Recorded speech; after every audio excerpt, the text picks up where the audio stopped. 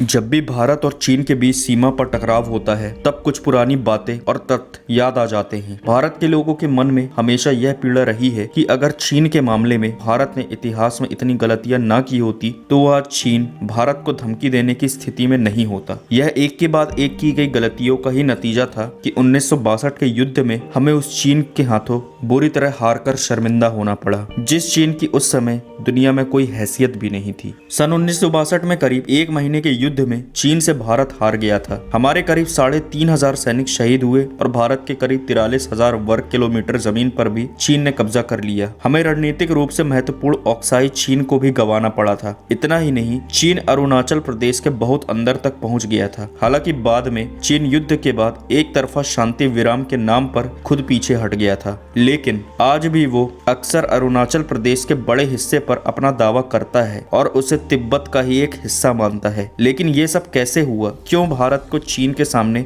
उस समय इस तरह से शर्मिंदा होना पड़ा था? इसे देश के पहले प्रधानमंत्री पंडित जवाहरलाल नेहरू की कुछ गलतियां ही समझ सकते हैं, क्योंकि 1962 के युद्ध की हार भारत की सेना की हार नहीं बल्कि उस वक्त की राजनीतिक नेतृत्व की हार थी। क्या आप ऐसे राजनीतिक नेतृत्व की कल्पना कर सकते हैं जो सीमा पर देश के खिलाफ एक बड़े खतरे को देख रहा हो, लेकिन ठीक उसी वक्त वह अपने सेना प्रमुख को हटाने या उन्हें कमजोर करने की साजिशें शुरू कर दे? दरअसल 1962 में चीन के साथ युद्ध से पहले भारत में यही हो रहा था। यह तत्कालीन प्रधानमंत्री जवाहरलाल नेहरू और जनरल के.एस. थिमैया से जुड़ी कहानी है। इस कहानी को करीब से समझने पर यह जवाब मिलता है कि 1962 के युद्ध में हम चीन से कैसे हार गए। जनरल थिमैया 8 मई 1959 को भारत के सेना प्रमुख बने थे। उनका युद्ध का पुराना अनुभव था। इसमें खास तौर पर 1948 में उन्होंने द्रास, कारगिल और लेह को पाकिस्तानी हमलावरों से मुक्त कराया था। यानी आज के लद्दाख को बचाने का श्रेय काफी हद तक जनरल थिमैया को ही जाता है। लेकिन जब जनरल थिमैया भारत के सेना प्रमुख बने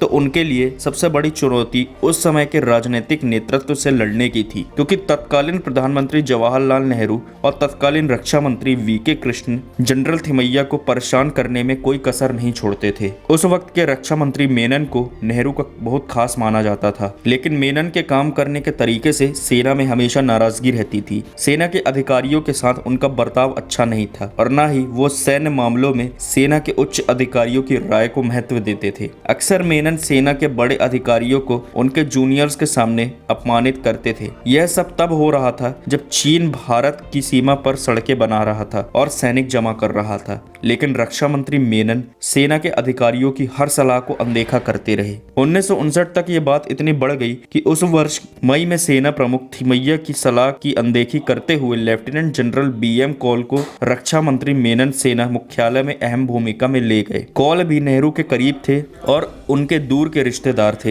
यहीं से जनरल थिमैया और तत्कालीन राजनीतिक नेतृत्व के बीच तनाव और बढ़ गया। रक्षा मंत्री मेनन के व्यवहार से नाराज तीनों सेना अध्यक्षों ने प्रधानमंत्री नेहरू से मिलने का फैसला किया, लेकिन यह मुलाकात नहीं हो पाई। आखिरकार 31 अगस्त 1959 को जनरल थिमैया ने अपना इस्तीफा प्रधानमंत्री को भेज दिया, लेकिन उस वक्त नेहरू चीन को लेकर विपक्ष के निशाने पर थे। इसलिए उन्होंने जनरल थिमैया को चुपचाप अपने घर बुलवाया। उन्होंने इस्तीफा वापस लेने के लिए राजी किया। यह कहा कि मेनन के खिलाफ हर शिकायत को वह देख लेंगे। अब यह बात प्रेस में लीक हो गई और नेहरू को संसद में बयान देना पड़ा, लेकिन संसद के अपने बयान में नेहरू ने जनरल थिमैया पर ही सवाल उठा दिए। इसे सेना और राजनीतिक नेतृत्व खींचतान बताया और कहा कि हर हालत में राजनीतिक नेतृत्व को समर्थन मिलना चाहिए। इसके बाद जनरल थिमैया पूरी तरह से हताश हो गए। इसके बाद मेनन और जनरल कौल की जोड़ी को मनमानी करने की पूरी छूट मिल गई। 1961 में जब जनरल थिमैया रिटायर होने वाले थे तो अगले साल सेना प्रमुख की नियुक्ति के मामले में भी उनकी राय की अनदेखी कर दी गई। उनके कड़े विरोध के बाद भी लेफ्टिनेंट जनरल बी.एम. कौल को